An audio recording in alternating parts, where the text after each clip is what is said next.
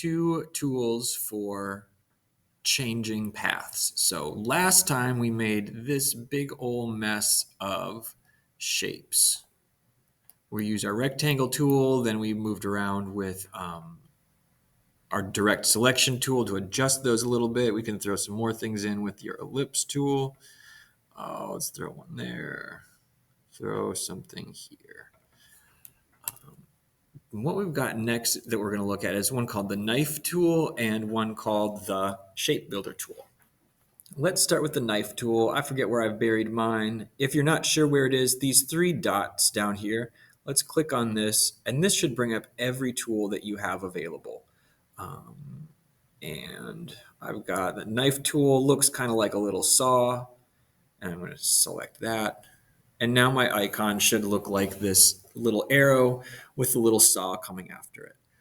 The way that the knife tool works is you need to be on the layer that you're working on, and you're going to click and drag, and it's going to draw this line. And the lines in Illustrator sometimes look real squiggly.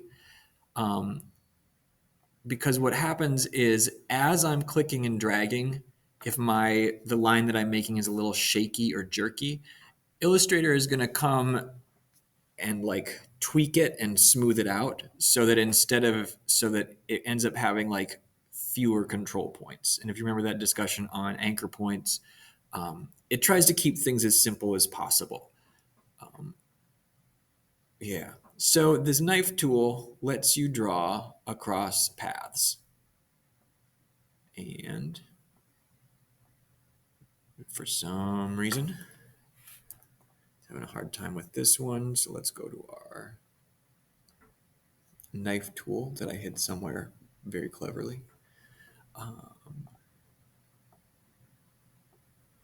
And all it does is as you go across something, let's see, there we go.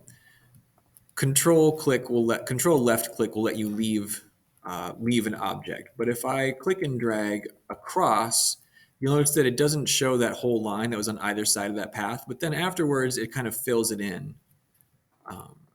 And this is going to let you make some shapes like this. And now if you go to one of your selection tools and I grab this one, now that is a separate path. So what started as, and when this happens, it's just in isolation mode. Push escape. It just means that you double clicked something when you have what you call on there. It can let you make those. Also, unlike Photoshop, Illustrator has no problem with you putting things outside of the artboard. It just won't include them when you print something or when you save it as an image. They'll still be there, and a lot of times you'll find that's a good spot to sort of save stuff from your workspace for later. So you might have things that you want to use, but not all the time. And it's a little bit, one thing I like about it is it's kind of like having an actual work desk where you can set things out of the way without having to be working on them all the time. You'll notice on this one, it added this section of path, but it didn't separate it. And that was because when I cut it, it didn't go all the way across. It just went partway through. And sometimes that's fine. Sometimes you want that. But not unless you go all the way across will it let you make a separate shape here. And so in this case, where we've got that going on, we might as well talk about that. We've got another tool that's good for doing things. Knife tool is great if you want to cut some pieces apart. There's backspace to get rid of things. Backspace is very nice that way. But what if I want to kind of combine some things into a different shape? Actually, I don't even want that shape. Let's put that one up there. Let's say I want to put these shapes together into a single one. To me, it looks a little bit like the MasterCard logo, but it's called the Shape Builder tool. The way you do this is start with your selection tool, select the objects that you want to make the shapes from.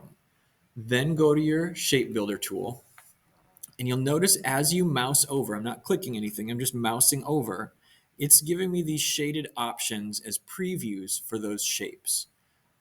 So if I were to click here, it will make that a shape.